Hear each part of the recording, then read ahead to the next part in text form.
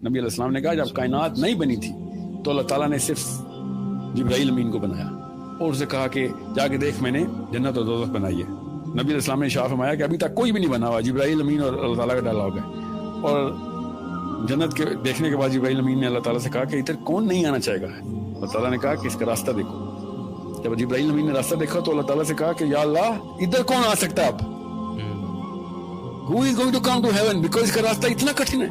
اور پھر دوزخ دیکھی تو اللہ تعالیٰ سے کہا یا اللہ ادھر کون آنا چاہے گا, یہ کیا جگہ ہے کہ جہاں پہ کوئی انسان ایسا بھی ادھر آنا چاہے گا. اللہ تعالیٰ نے کہا اس کا راستہ دیکھ. راستہ دیکھا تو اللہ تعالیٰ سے جبرائیل امین نے کہا کہ یا اللہ ادھر سے کون بچ سکتا ہے. ایسی ایسی عیاشی, ایسی ایسی ڈیلوژن, ایسی ایسی سلپری معاملات, اتنی زیادہ مزے اس کے راستے میں, کیوں کوئی کیسے کوئی بچے گا ادھر سے.